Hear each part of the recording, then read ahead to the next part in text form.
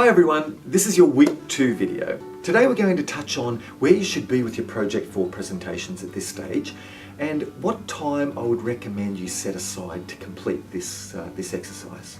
Remember, this is just a guideline. Some of you work at slightly different paces, but this will help you put everything together to be able to present your session. Now last week we talked about organising what you were going to train, who you were going to train and where you were going to train.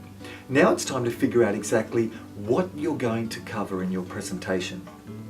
The first step is to go through your unit of competence. Now this is absolutely crucial in deciding what you're going to teach your students and for you to set your objectives. You've already chosen the topic, but now you need to see exactly how much of the performance criteria you'll have time to teach. Remember, be realistic with this. You've only got 45 minutes to an hour, and the most important thing to consider is the quality of the information that you give, not the quantity. Somewhere between 5 and 10 performance criteria is probably sufficient to cover, because keep in mind you'll be assessing your students within this time frame as well. After looking at the performance criteria, ask yourself, how can I contextualize this so that my students get the most out of the session? Maybe you're going to take out some of the jargon that's in there to make it a little easier to follow. Maybe you want it to be a little more specific to your own task. Either way, continue to ask yourself, what will my students be getting out of this? There's a template for this on your USB that we gave you, so you shouldn't need to build anything new. Remember, it's a similar exercise to what you did in Project 1, so no need to contextualize every performance criteria, just enough to demonstrate that you've seriously considered the unique needs of your clients. Now that you've decided which of the performance criteria you'll be able to fit into your session, and you've gone ahead and contextualized it, it's time to consider how much knowledge your students already have on the topic you're going to teach them.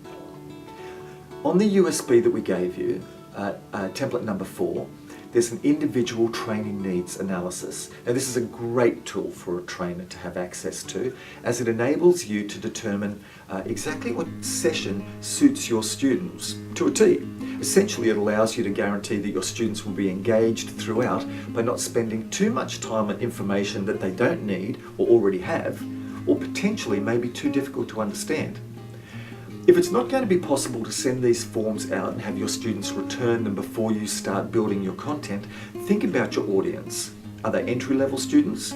If so, you want to keep the jargon to a minimum. Or if they're experts in the field or have been working in this field for years, you might decide to raise the bar a little bit with your training. Whatever the situation is, you want to make sure that the content you create is going to be appropriate for their particular learning needs. Also, consider your learning styles for your session. You might be pretty much guaranteed to have a combination of the 3 learning styles, VAK. So make sure that you're finding ways to keep these visual, auditory and kinesthetic learners involved. You'll want to be thinking about what resources you'll be using as well. Will you use a PowerPoint presentation? Would a workbook be better suited? Handouts perhaps? What is going to work for both you and for your students? If you think about all of these things, cover the learning styles, look at your various resources, you're going to be looking at covering all bases to make sure that your students take something away from the lesson. Don't forget guys, you've done all these in your projects, so sometimes it might be a good idea to refer back to your workbook if you need to refresh your memory on some of these things. If you need to ask or you're not sure, feel free, pick up the phone, give the office a call, email your trainer. If you've got any questions that you might need answered, just give them a quick call, we can sort that out. So look at your unit of competence, look at the training that's going to take place, look at contextualizing that unit of competence and make sure that you have built in information through your training needs analysis so that you know exactly what your learner requires from your training. Put all this together for this week and you'll have another video coming out next week to help you along